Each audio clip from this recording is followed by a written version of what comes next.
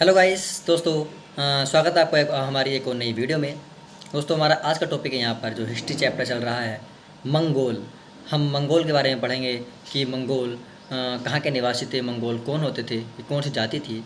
इस बारे में हम सब कुछ डिस्कस करेंगे और जो बाकी चीज़ें हमारे जो इल्तुतमिश के बारे में हैं कुछ डिटेल में उसके बारे में बात करेंगे। तो दोस्तों, हर बार की तरह चलो आज का वीडियो हम शुरू करते हैं अपने फर्स्ट पॉइंट के साथ।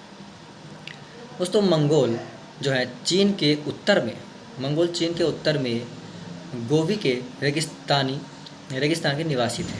कौन थे मंगोल? अगर क्वेश्चन बन जाता है मंगोल कौन होते हैं, ये मंगोल क्या चीज़ है? किसी वस्तु का नाम है, किसी खाने की चीज़ का नाम है, या फिर एक निवासी जाति है? क्या है मंगोल? तो आपको आंसर देना है मंगोल चीन के उत्तर में गोवी के रेगिस्तान के निवासी थे। क्लियर है दोस्तों?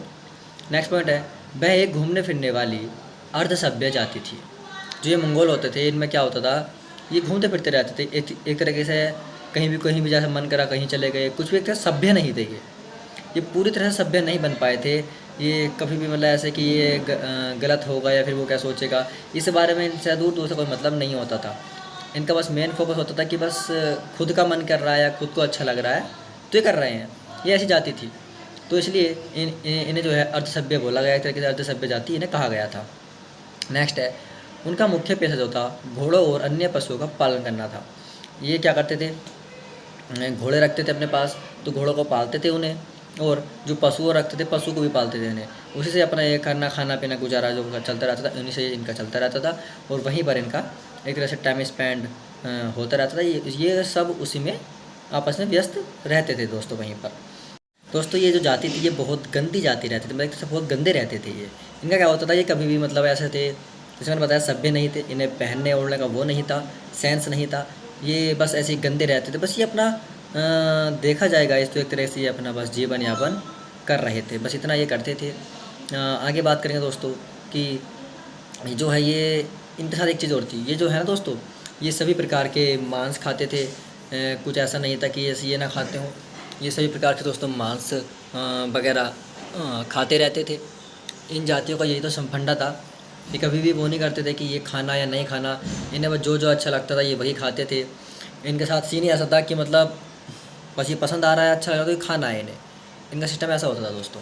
बात करते हैं आगे जाके, अगर हम अगला पॉइंट जो इनका आता है कि उनमें स्त्री विषयक नैतिकता का सर्वथा अभाव था। इनमें क्या होता है, स्त्री विषय का माने यानी कि स्त्री के साथ कैसे पेश आना चाहिए, कैसे बिहेव करना चाहिए, इस जाति को वो भी बिल्कुल भी नहीं आता था।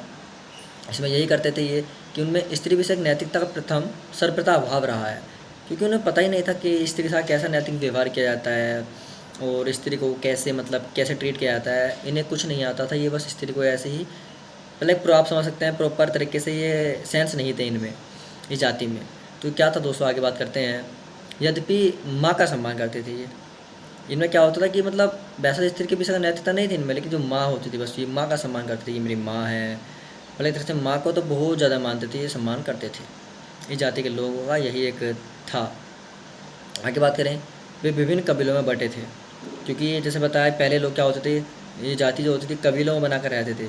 जंगलों में रह लिया बसेरा, कहीं बसेरा कर लिया, कबीले के कबीले होते थे। ये कुछ झुंड टाइप बोल सकते हैं आपकी, कुछ इकट्ठा होकर जैसे गाँव होते हैं, इस टाइप से कबीले बना करके अलग अलग लोग कबीले में बटे होते थे, कबीले बनाकर रहा करते थे ये।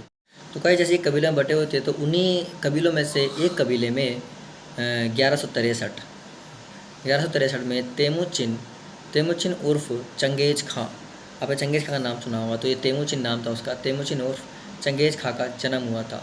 जो ये कबीले में बटे रहते थे उनमें से किसी एक कबीले में चंगेज खां का जन्म हुआ था दोस्तों। कब हुआ था? 1163 ईस्वी में। क्लियर है दोस्तों? क्लियर है गाइस? चंगेज खां का जन्म हुआ, जिसे जो चंगेज खां जिसे महान और श्रापित दोनों पुकारा गया।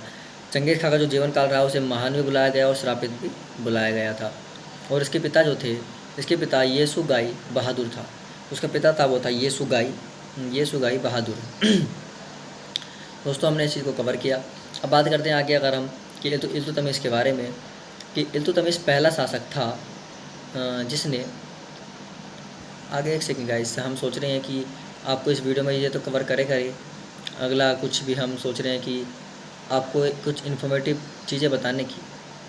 चलो दोस्तों, पहले हम बात कर लेते हैं यहीं कि ये जो हमारा टॉपिक चल ही रहा है इसी में कंटिन्यू करते हैं हम कि इल्तुतमिश जो है लाहौर से राजधानी को स्थानांतरित करके दिल्ली लाया था। क्लियर है दोस्तों।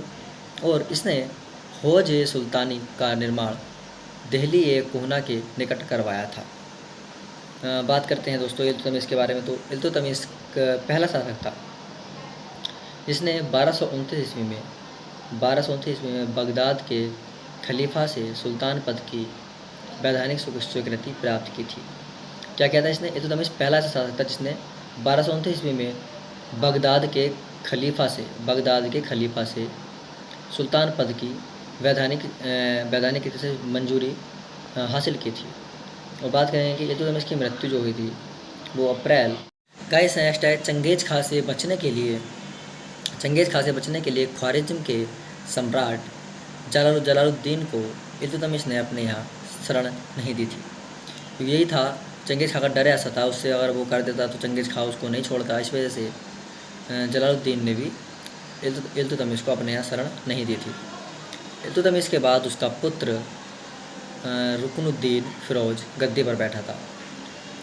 ठीक है दोस्तों, इल्तुतमिश तो रहा नहीं। उसके बाद नाम है उसके बेटे का रुकनुद्दीन। जो रुकनुद्दीन था वो गद्दी पर बैठा था, रुकनुद्दीन फ़िरोज़। वह एक अयोग्य शासक था, कोई योग्य शासक था ही नहीं, वो अयोग्य था दोस्तों, अयोग्य शासक था। इसके आपातकालीन शासन पर उसकी माँ शाह तुर्कान छाई रही। क्लियर है दोस्तों, इतना पॉइंट आपका क्लियर है दोस्तों। हम वीडियो में आगे बढ़ें। अब तक का दोस्तों आपको समझ में अगर आ रहा है बढ़िया तो आप बता सकते हैं और हम वीडियो में आगे बढ़ेंगे ताकि सारे कॉन्सेप्ट अच्छे क्लियर हो, मज़ा आता रहे पढ़ने में कहीं मज़ा आना चाहिए, क्योंकि अगर मज़ा नहीं आएगा तो आप चीज़ें ढंग से सीखेंगे नहीं और मैं शायद समझा नहीं पाऊँगा। नेक्स्ट पॉइंट है, शाह तुर्कान के अवांछित प्रभाव से परेशान होकर तुर्की अमीरों ने रुकनुद्दीन को हटाकर रजिया को सिंहासन पर आसीन किया था।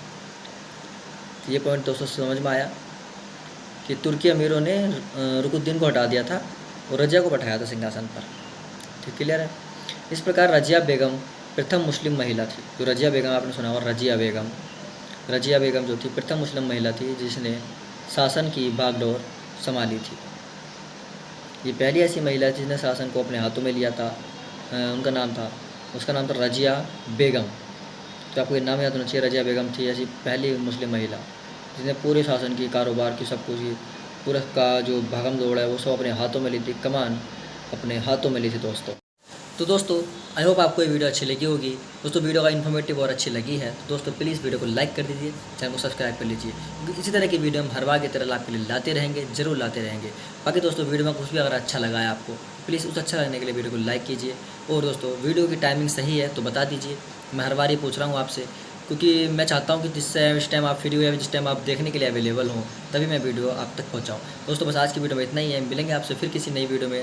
तब तक दोस्तों नमस्कार, जय हिंद, वंदे मातरम। और ध्यान रखिए अपना, हंसते रहिए और पढ़ते रहिए।